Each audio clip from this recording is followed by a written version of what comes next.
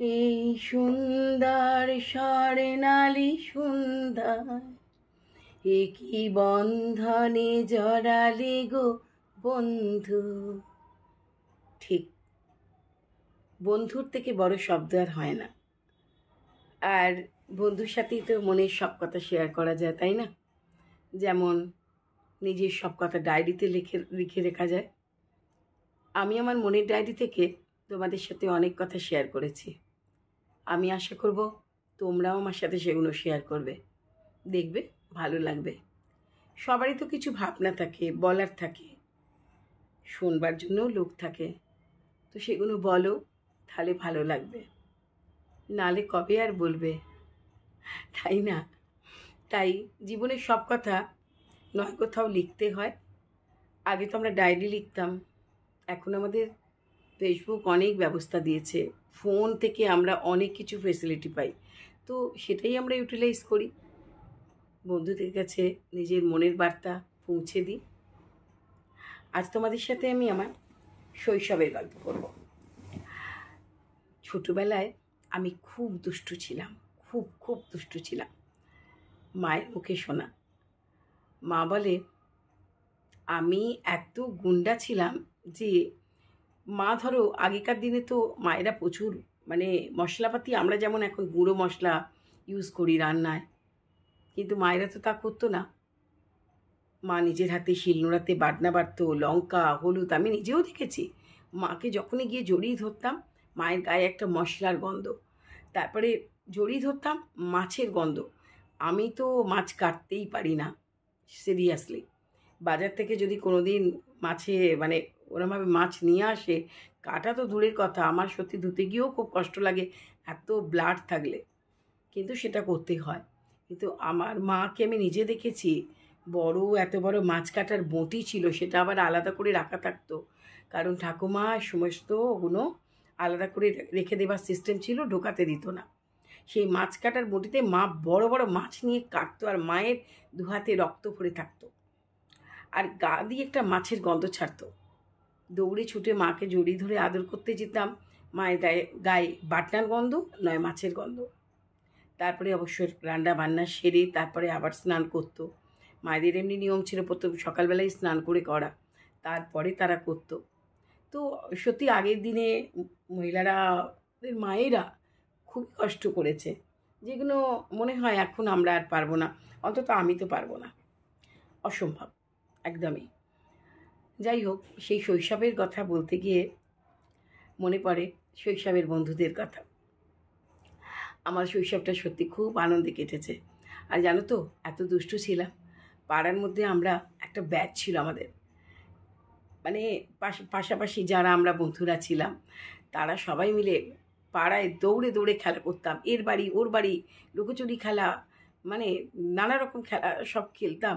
আর আমার ঠাকুমা করতো কি, আর মানে লুকোতে গিয়ে আমরা তো মানে কারোর বাথরুমেও ঢুকে গেছি, এরম ব্যাপার ছিল। হ্যাঁ, যে কোনো বাড়িতে ঢুকে যেতাম, মানে তারা আবার তাড়া করতো, এই কে রে কে রে কে রে কে রে, ছুটে পালাতাম। আর তারপরে আমার ঠাকুমা সঙ্গে সঙ্গে এসে বলতো, এই আগে স্নান করে তবে তুমি মানে ঘরে ঢুকবে। নিচের বাথরুমে আমি আগে স্নান করে তবে আমার ওপরে ওঠার পারমিশন ছিল, এবং মা সেটা মানতে বাধ্য ছিল, করতেই হতো। যাই হোক, আমার ঠাকুমা একটু আগের পন্থীর লোক ছিলেন, তো জাতপাতের বিচার খুব ছিল, যেহেতু আমরা ব্রাহ্মণ, হ্যাঁ আবার মুখার্জি ব্রাহ্মণ, তো একটা বিশাল উচ্চ স্তরে বাস করি আর কি। হ্যাঁ, সেরকম ধ্যান ধারণা তখনকার দিনের লোকেদের ছিল, তো সেটা মেনটেন করে চলতেই হতো। পাড়ার মধ্যেও আমাদের একটা সম্মান ছিল, একটা এই নিয়ে বিশাল ব্যাপার ছিল যে মুখার্জি বাড়ির মেয়ে।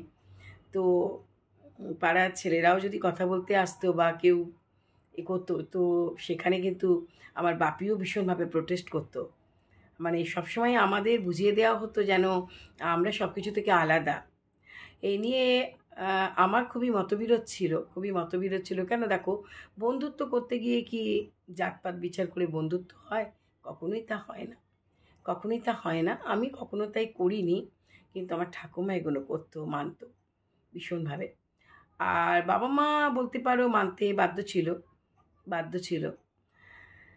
যাই হোক, সেসব তো গেল। তো শৈশবের কথা বলতে গিয়ে বলি, সত্যি শৈশবটা সত্যি খুব আনন্দে কেটেছে আমার। মানে ধরো পড়াশোনা, হ্যাঁ আমি তারাসুন্দরী স্কুলে পড়াশোনা করেছি। ছোটোবেলায় পড়তাম ওখানে একটা কাউরি মেমোরিয়াল স্কুল বলে স্কুল ছিল। তো সেই স্কুলে আমার ক্লাস 4 অবধি পড়া। তারপরে আমি তারাসুন্দরী স্কুলে পড়াশোনা শুরু করি। হ্যাঁ, তারপরে যাই হোক, সেই পুজোর ছুটি বা গরমের ছুটি যা কিছু পড়তো কেন, আমি সোজা চলে যেতাম মামার বাড়ি। আমার মামার বাড়ি আমার কাছে ভীষণ প্রিয় ছিল। 6 মামা, 1 মাসি, আমার দাদু দিদা, মানে ভীষণ আদরের ছিলাম আমি, ভীষণ আদরের। সবার নয়নমণি বলতে পারো। তো এরকম ব্যাপার ছিল। বাপি খুব রাগ করতো যেই ছুটি পড়তো আমার যে কোনো মামা এসে যেত সাইকেলের পেছনে নিয়ে আমাকে মামার বাড়ি নিয়ে চলে যাবে বলে। ঠিক আছে, আমার তো মনে প্রচুর আনন্দ যে আমি মামার বাড়ি যাব। কেননা ওখানে গিয়ে আমি যথেচ্ছ ছাড় আনন্দ করব, যা ইচ্ছে তাই করব, বাধা দেবার কেউ নেই, কেউ নেই। উল্টে দাদু আমাকে সবসময় সাপোর্ট করতো। দিদা রাগ করতো, দিদা বলতো বোঝাও এ করো, কিন্তু আমার দাদু আমার জন্য ঢাল হয়ে দাঁড়িয়ে যেত। এরকম ব্যাপার ছিল মামার বাড়িতে আমার। সেরকমভাবে খুব আনন্দে কাটছিল। 6 মামা, 1 মাসির আমি প্রিয় আদরের ভাগ্নি। তারপরে আমার বোন হয়, আমার থেকে আমার বোন 8 বছরের ছোট। কিন্তু ও মামার বাড়ি একদম যেতে চাইতো না। ও ছিল আমার ঠাকুমার ভক্ত, সবসময় বাড়িতে থাকতে চাইতো। সেই নিয়ে আমার দাদু খুব রাগ ছিল। ও তো একদম ওকে নিয়ে যাবে না, কারণ মামার বাড়ি গেলেই ও ভীষণ কান্নাকাটি করতো। হ্যাঁ, থাকতে চাইতো না। সেই নিয়ে মাকে বলতো যে ওকে আনবি না। হ্যাঁ, আমাদের কাছে ও থাকে, বড়টা থাকে, ওকেই আনবি, ছোটোটাকে আনবি না, ওকে ও ঠাকুমার কাছে রেখে আসবি। এই রকম। তারপরে ধরো স্কুল থেকে আমরা বন্ধুরা মিলে যখন বাড়িতে হয়তো আড্ডা দিতে এসেছি, বন্ধুরা সবাই মিলে আসতো আমার বাড়িতে একটু আড্ডা দেবে। আমার বোন আমার সঙ্গে গল্প করবে বলে আমাকে, মানে যেহেতু আমি এসে গেছি বাড়িতে, ও আমার সঙ্গে সঙ্গে ঘুরবে। ও সঙ্গে সঙ্গে দৌড়ে চলে আসতো গল্প শুনবে বলে। আর বন্ধুরা তখন তো আমরা সবে বড় হচ্ছি, তখন আমরা কিশোরী। হ্যাঁ, তখন আমরা বড় হচ্ছি, আমাদের নানা রকম গল্প। এবার সব বন্ধুরা বলতে এই ওকে সরা, ও টেপ রেকর্ডার, ওকে ওকে সরিয়ে দে, এরকম বলতো। তো তখন হতো কি,